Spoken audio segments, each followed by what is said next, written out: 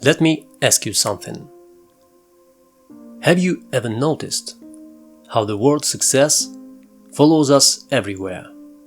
Not just an idea, but almost like a quiet expectation. Think about it for a moment.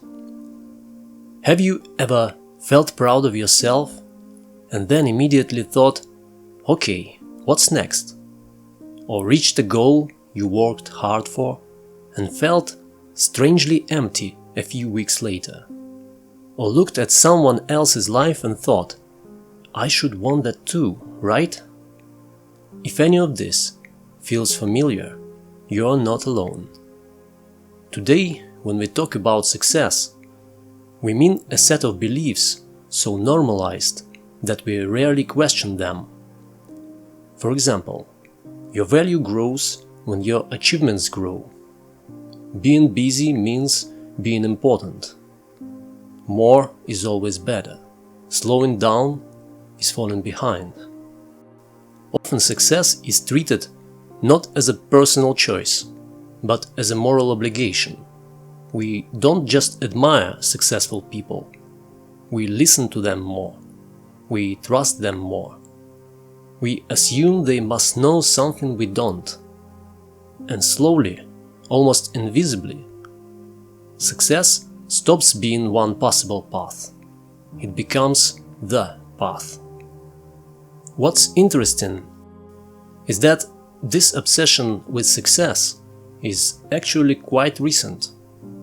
For most of human history, a successful life didn't mean constant growth or self-optimization.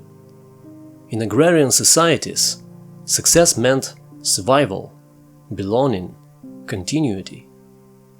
Later, during the Industrial Revolution, things began to change. Productivity became central.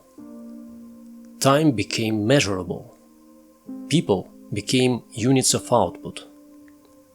And then came something crucial.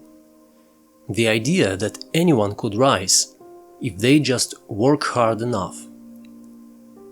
This was empowering, but it also planted a dangerous seed, because if success is always possible, then failure becomes personal. If you are not there yet, it must be because you didn't try hard enough. And that idea stuck. Let's talk about why this cult of success is so powerful. Psychologically, success promises three things we all crave. First of all, safety.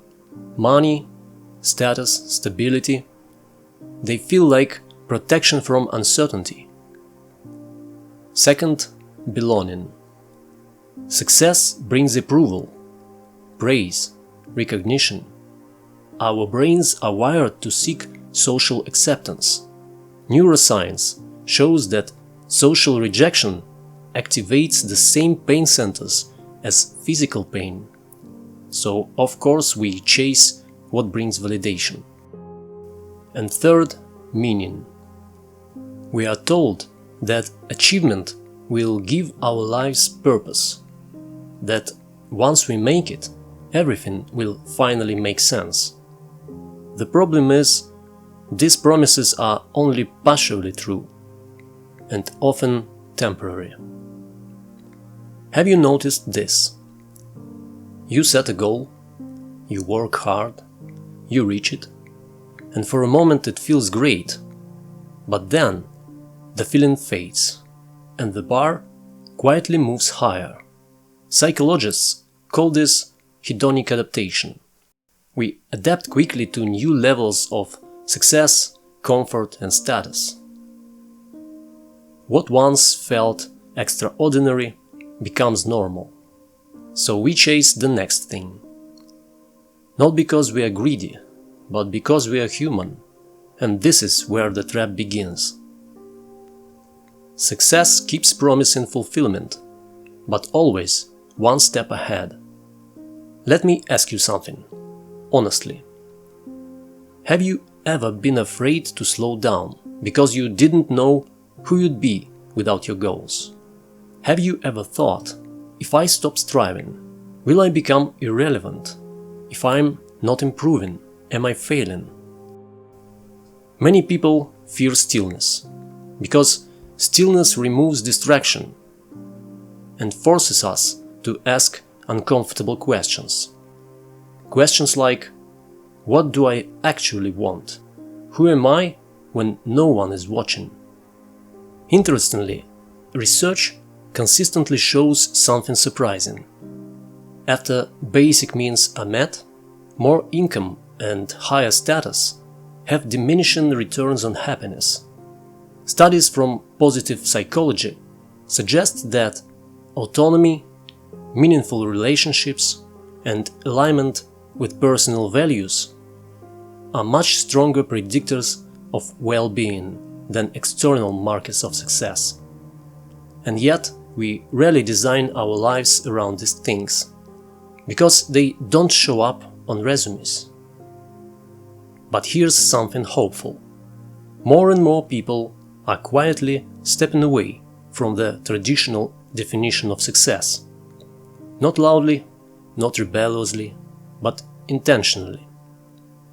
They are choosing simpler lives, flexible work, fewer possessions, deeper presence. Not because they couldn't make it, but because they asked a different question. What kind of life actually feels right for me? For some, success looks like a calm morning. For others, it's time with family, or creative freedom, or mental peace. And this isn't failure, it's redefinition. And I'm not here to tell you how to live. But maybe today you can sit with one simple question. What does success mean to me, really? Not to my parents, not to society, not to social media, to me. You don't need an answer right now. Noticing the question is already a step away from the trap.